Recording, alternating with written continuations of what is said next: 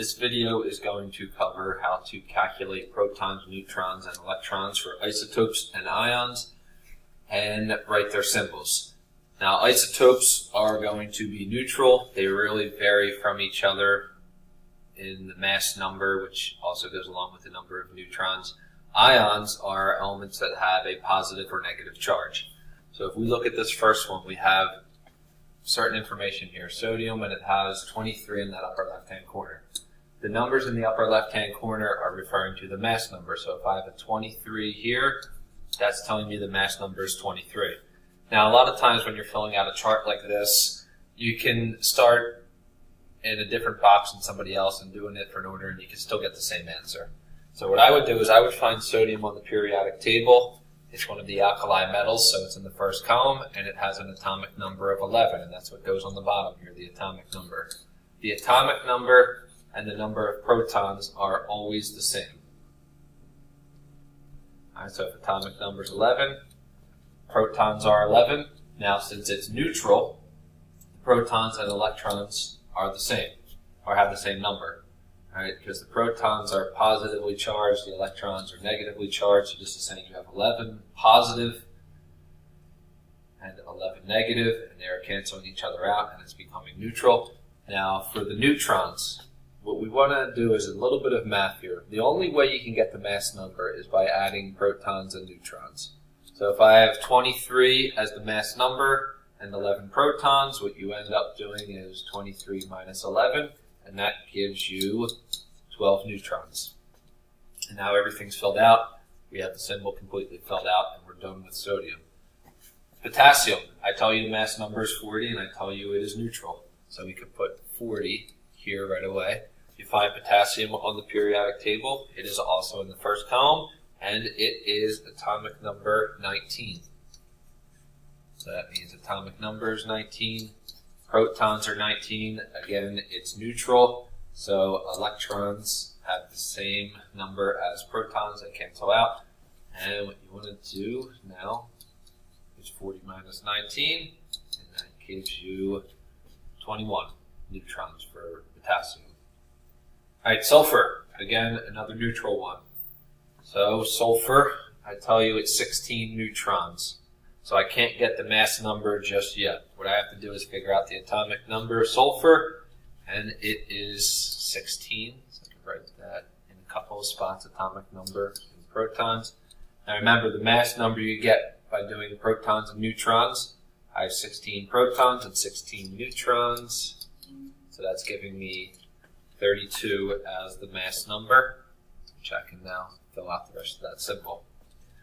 All right, they are the isotopes.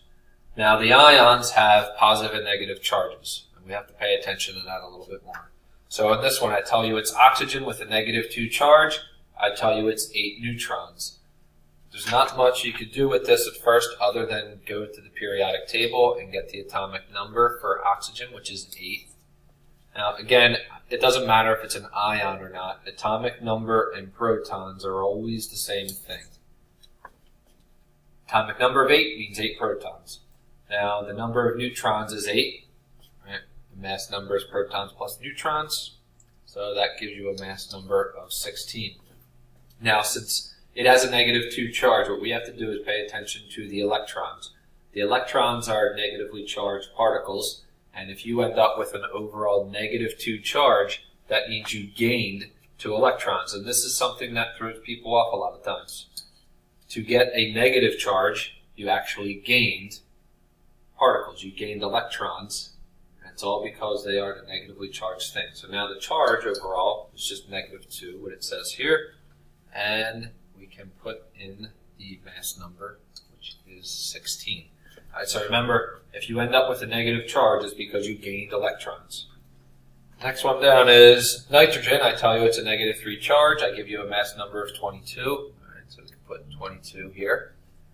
Find nitrogen on the periodic table. It's towards the right. 7 atomic number, so 7 protons.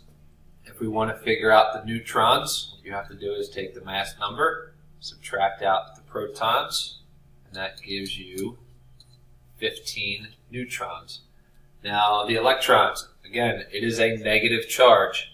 it means you gained 3 electrons. If it was neutral, you would have 7 protons and 7 electrons, but it is not neutral. It has a -3 charge. So what happens is you gained 3 electrons, so it goes from 7 up to 10. It is a -3 charge, and the atomic number, we can fill that out, is 7. All right, now copper, I tell you the mass number is 63.